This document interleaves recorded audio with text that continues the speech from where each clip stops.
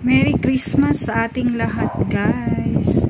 Ito nga pala, guys, napabili kami ng ham kasi gusto nga daw ng mister ko na kumain ng ham, pero akala ko piprituhin lang, pero ang gusto niya pala ay gawin naming hamonado. So ayan nga, guys, na 24 ng hapon, ayan,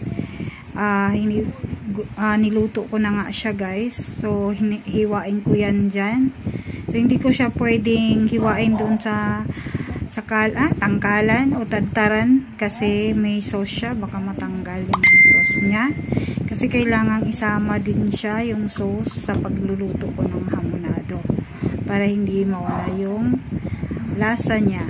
So ayan, inuunti-unti kong hiwain. Nasa inyo na yun, guys, kung gaano kakapal or gusto nyo mas manipis pa dyan. Sa ginawa ko, gawin nyo. So ayan, hiwa ko na yan siya, guys, ng unti-unti. Ayan, so nilagay namin yan sa freezer, guys, kasi mas maaga namin nabili yan. So pinalambot muna namin, ayan. So medyo matigas pa talaga siya nung hiniwa ko. So ayan nga, guys, hindi ko na naipakita kung paano ko nilagay yung yung pineapple. So ayan, nilagay ko muna yung sauce ng ham. So ayan, hindi ko na pinakulo siya, guys, talagang sinadya ko yan. Sinabay ko na siya sa sa ham para yung lasa ng pineapple papasok doon sa ham.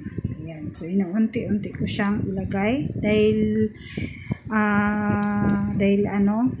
marami nga yung slice ko, tapos niluto ko na lahat para sa pag-celebrate natin ng Pasko. So ayan, nilagay ko na lahat, tapos nagdagdag ako ng sugar. So nasa inyo na yun, guys, kung gaano kadami ang sugar. So yan, gusto kasi ng mister ko ng hamonado. So masarap to siya, guys, masarap to siya sa ulam or ipalaman mo sa tinapay. Yan,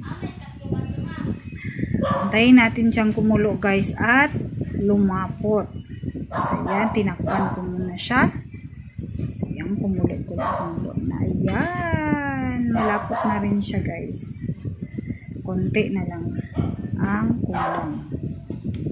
So ayan, baliktad ko na yan, guys. So ayan, naluto na, guys.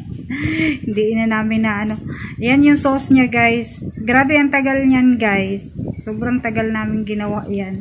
So kasi kung ipapakita ko pa sa inyo, so sobrang mahaba na yung video ko. So ayan na ang finish na niluto ko. Sobrang nasiyahan kami sa lasa niya, guys. Sobrang sarap ang aming hamonado.